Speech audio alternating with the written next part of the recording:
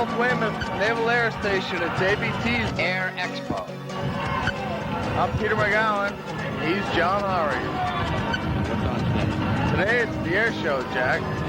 The feature event are the Blue Angels, the Navy's Blue Angels. It's going to be a good one. Stay tuned, folks.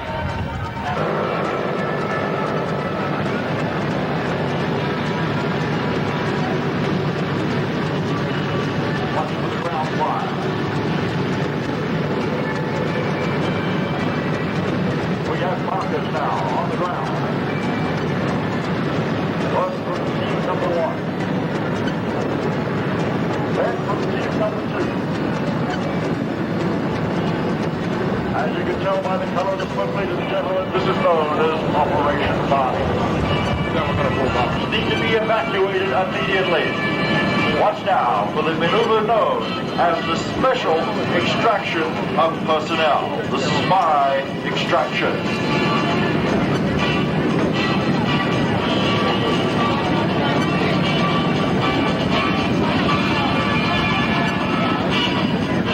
The aircraft come back overhead and the extraction ropes will be dropped. Those extraction lines will be secured to the men on the ground, where they will, as fast as possible, attach themselves to the rappel lines below.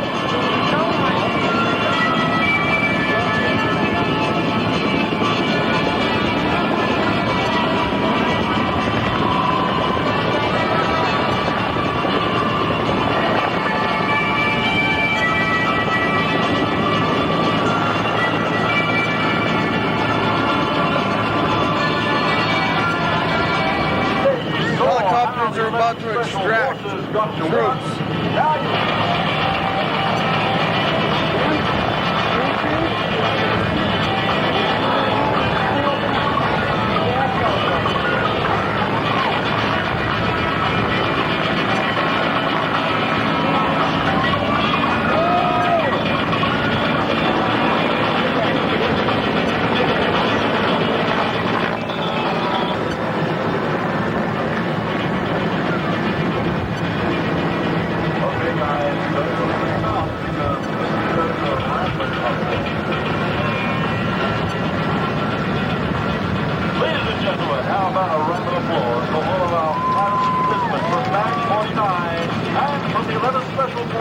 Once again, the crew of our 2 helicopters, the lead UH-1 Lieutenant Colonel David Anderson, Captain Rusty Hayes, Major John Harvey, and Captain Mike Moore. Fabulous display by members of MAG 49 Detachment Charlie and the 11th Special Forces. Now going for a joyride around in the sky. Personnel, right through Pole 3.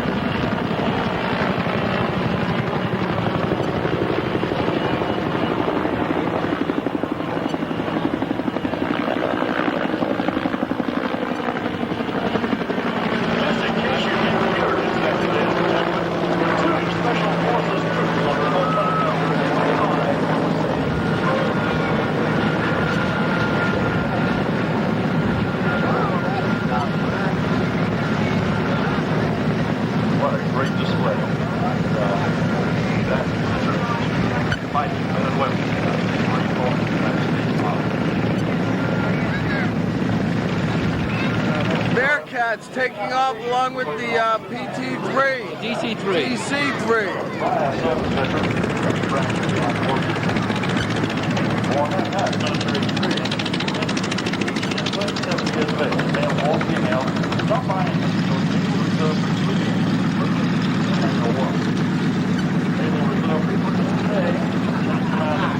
O'Sullivan and CPOs from Bob Nyland and Bob Porter Concord. DC-3 coming up. It's been in service for 44 years. 44 to 89. 44 to 89. The T-28 Bravo was used as a trainer in World War II. It was a small grass fire after the helicopters and the firefighters went out there. Yeah. Did you see the funky looking fire engine? Our DC-3, 12907 is the serial number of that beautiful DC-3 aircraft of another pair of 5 Randolph. C-47, which had already proved its military boldness in the Allied forces in Europe, was chosen for Canadian service by the Air Council on November 18, 1941. 9 aircraft were initially ordered. The first arrived. No, the DC-3 C-47 was known as Puff the Magic Dragon in the Vietnam War. Due to its armament. There's our T-28 Due to its Mike Heine, who's at the Colonel Mike Heine.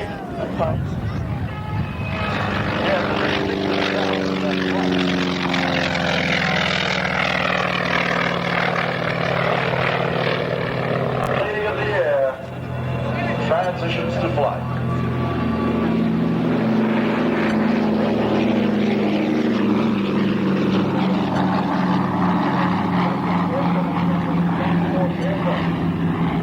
Spelled Dakota, reference to the 3 versions of the aircraft, the Mach 1, the Mach 3, and the Mach 4. The Dakota's wartime service included training missions in Canada, as well as airdropping paratroops transporting supplies and ammunition, evacuating the wounded, and airlifting refugees into European and India-Burma theaters of operation. The Dakota emerged from the war as the most dependable, all-around vehicle built for military requirements.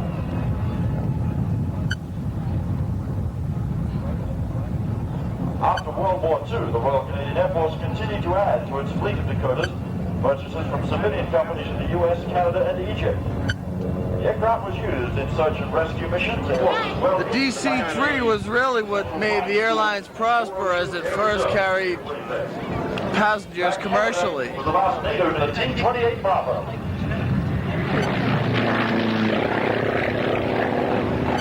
Airplane now replaced control by full jet training, with the exception of the T-34 Charlie, the turboprop-powered Beech aircraft, replaced the T-28. And the stately beneath the wheel wells, and that is standard configuration for the DC-3.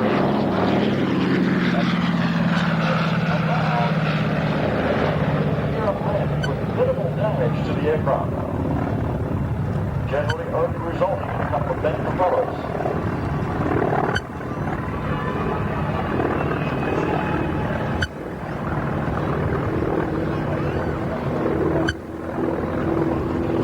Still in use, in fact, in a number of countries, even as transport aircraft.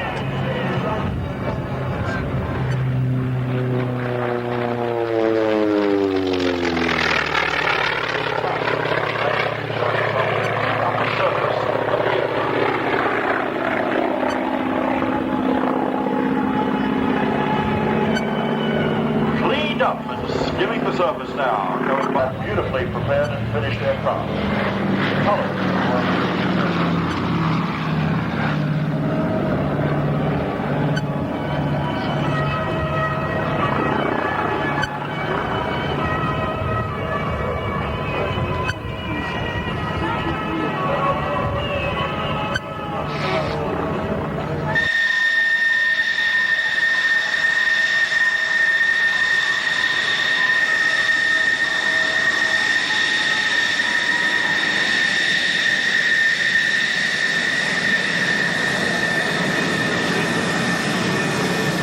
Landing and touchdown by Lieutenant Mike Heine from Langley Airport.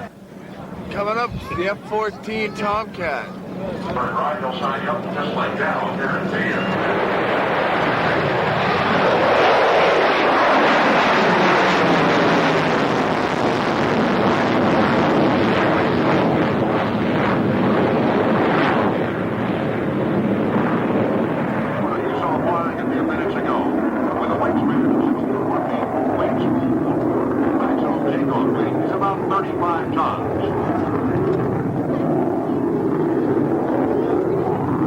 Maneuverability of the Tomcat by executing a 1/2 Cuban 8. The performance is to the strains of Richard Rodgers' magnificent suite, Victory at Sea.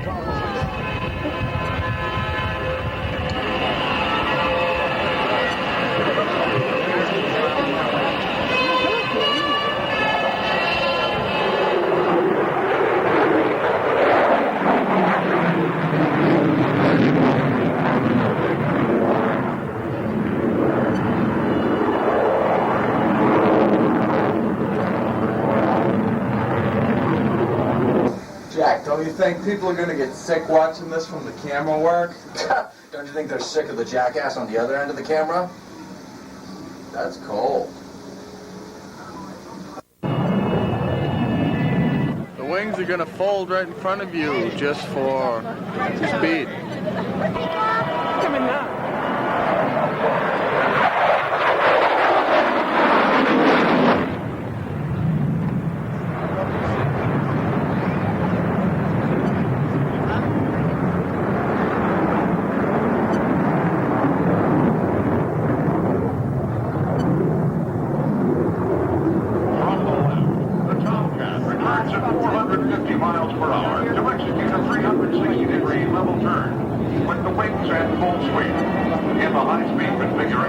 The Tomcat withstands 7 times the force of gravity.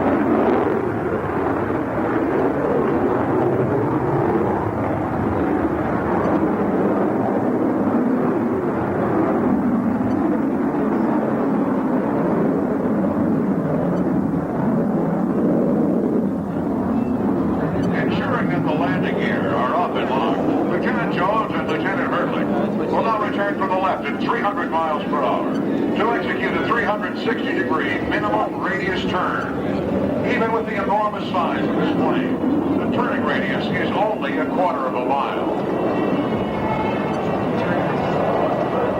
Out of the turn, the Tomcat enters a double implement, climbing to nearly 2 miles directly overhead. You were a little less than a quarter of a mile. I'd hit you.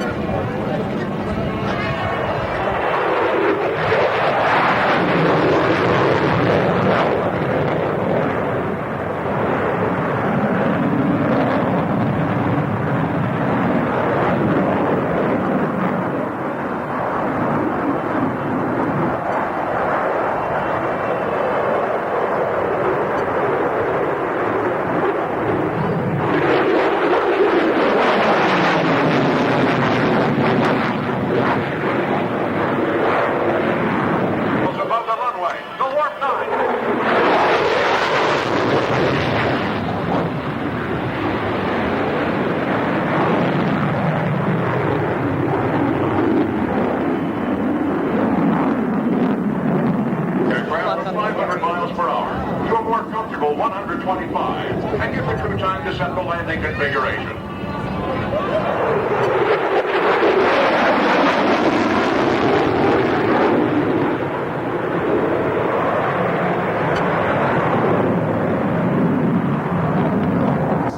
Jack, man, I don't feel so good. Oh, come on, cut it out. Leave it alone.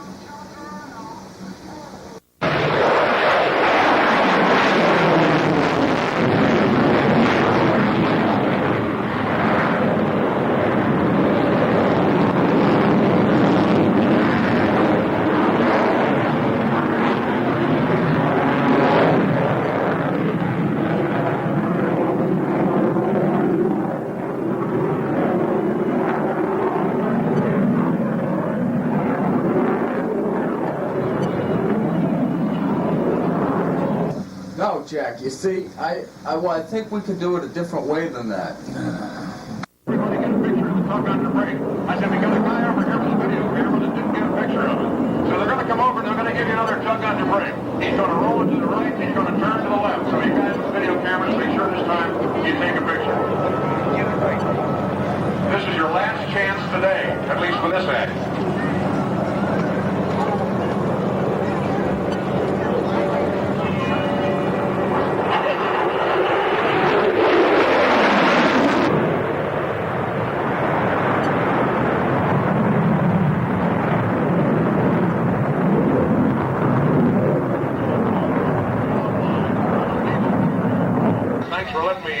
Come up here and work with you. I got to go to Obi's Mono's Ring, go on the air at 4 o'clock this afternoon. Well, thank you very much indeed, Mr. Festival Land. Right now, we got a glider, John. Or whatsoever.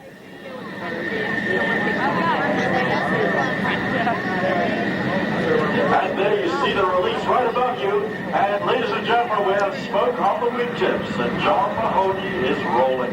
One of the few aerobatic glider pilots in the country. The Salto glider gracefully dips, spins, and rolls as John aligns the fragile aircraft, one of nature's primal forces. Michael, look up there. See? See the glider?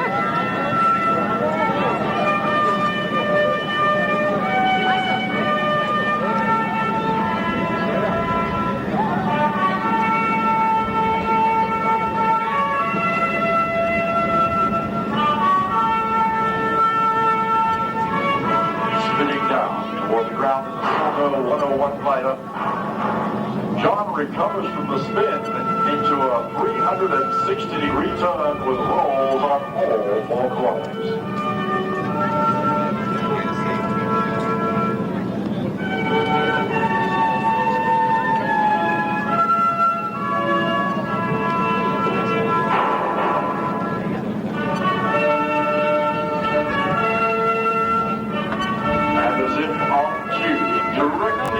John, if you look carefully up there, you will see what I believe is a red-tailed hawk high above us.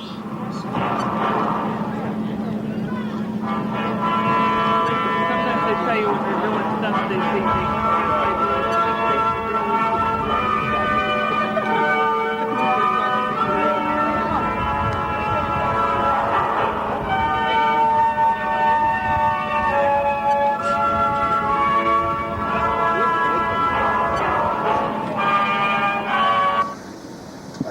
Peter, I don't feel too well myself, man. I know, man. I think it's sick. You gonna hurl? Come on, get out of here. The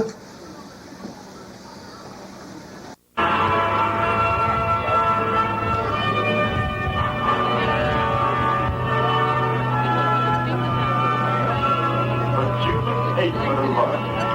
Home silently and gracefully. Salto 101. Watch now as John climbs the sky, poises, and tail slides back down the 44-foot wingspan Salto glider.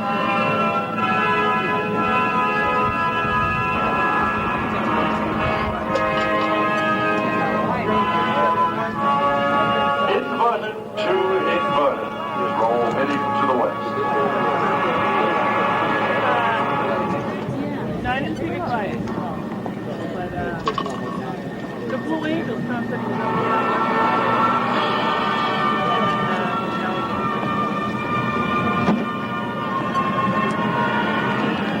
Holding once again from the inverted position, John pushes hard forward on the stick. For a maneuver that you will see very, very rarely in a glider, the 1/2 outside loop.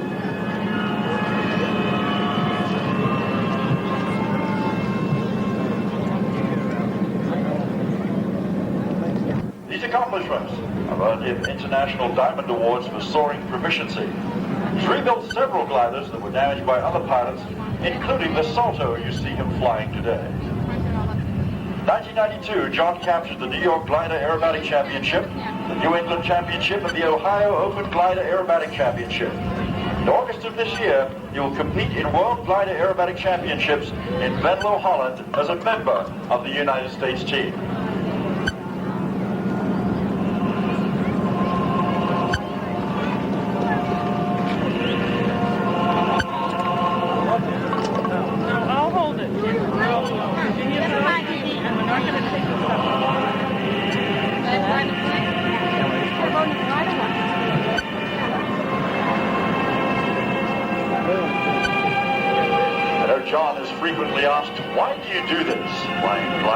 acrobatics with no engine.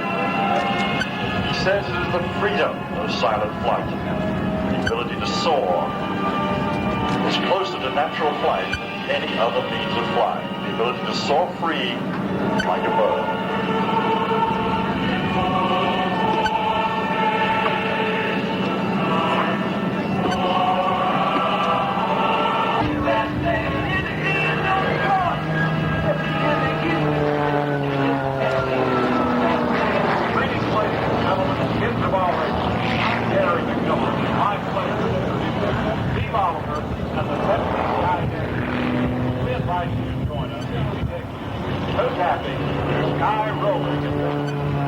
Now let's go magic. Come on, Steve, let's rock and roll. 1, 2, 3 o'clock, 4 o'clock, rock. 5, 6, 7 o'clock, 8 o'clock, rock. 9, 10, 11 o'clock, 12 o'clock, rock. We're gonna rock around 10 o'clock tonight. Let's rock, rock, rock. Join me, rock.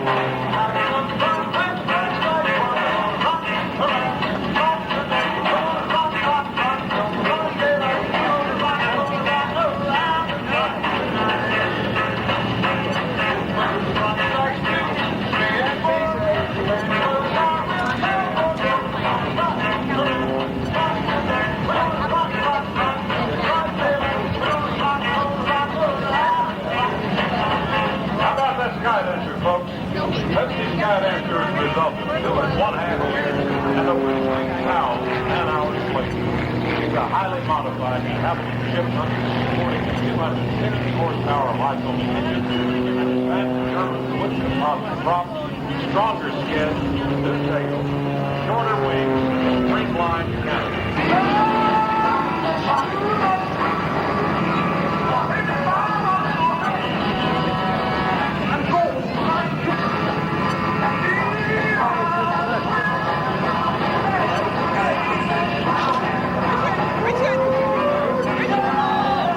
This is the Pepsi dancer.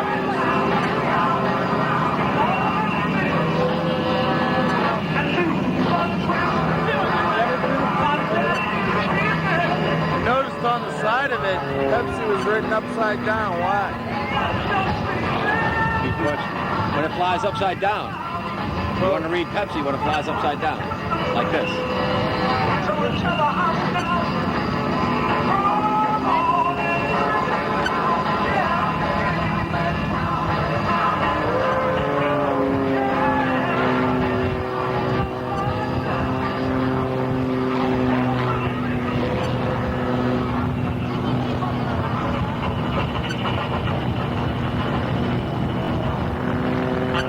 Some of you may already know, Steve is married to Pepsi Sky and 3 elements. When asked for some advice on a few dance steps, Sue replied, I know just exactly what to do.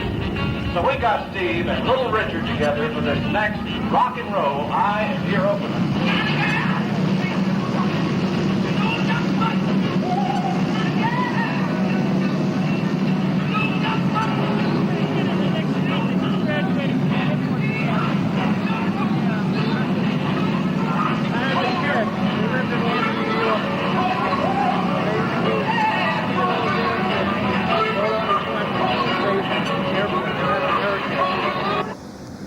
See? There's also a special pyrotechnic or fireworks devices which enable her, with Steve's help, to create explosive, sparkling night routines and turning the Sky Dancer into the Fire Dancer. We began to wonder what some of the other great entertainers of the world might think of this edition of the act. Soon found out. You shake my nerves and you rattle my brain. Too much love drives a man insane. You go my will.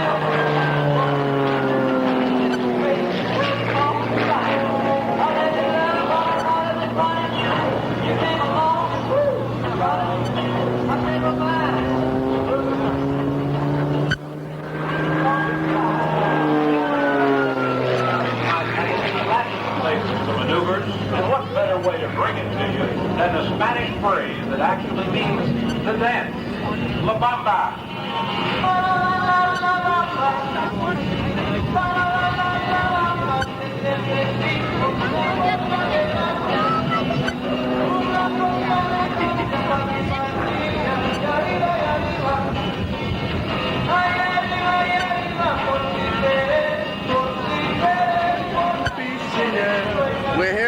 so we'll wait for the Blue Angels.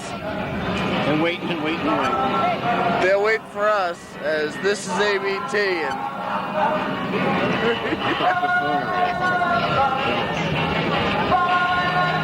There's Peter McGowan flying.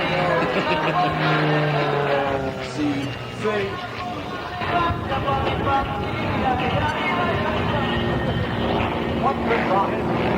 This is Steve Oliver flying the incredible Pepsi Skydancer, and as a tribute to all of the Pepsi folks right here watching the Pepsi Skydancer. And how about one more great Pepsi artist? You wear your style, and you wear your style. So free, so fine, so right. See the new generation flashing through the night. It looks the same, sounds the ring. Across the neon sky, we're a new generation living past desire. We made our own, making it happy. Looking past desire.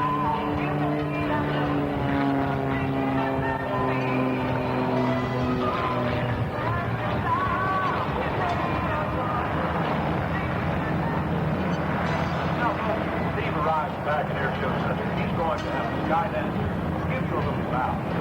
Sort of their way, taking hands with the crowd.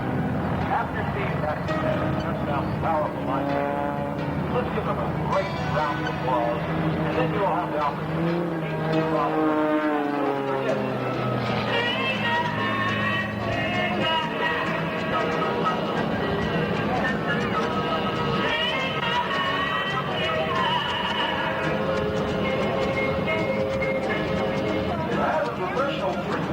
Chipmunk was part of the Royal Canadian Air Force. Pretty good. Coming up with the 6 and Diamond, their T6 trainer. You playing with my camera? Coming up in just a very few moments, ladies and gentlemen. Said you're playing with my face. From our right-hand side, police of the whole police. Somebody's hat, but I don't think it is. I think it's, we have the, ladies and gentlemen, coming by in front of you. There's our number 1 aircraft, flown by Mr. Ed Shipley. Number 6 aircraft, Mr. Dan Damio, one of the original members. A lot of room at the other end of the ramp. Cordy Tucker, and get an autograph. He is right now at the Randolph Sunglasses booth.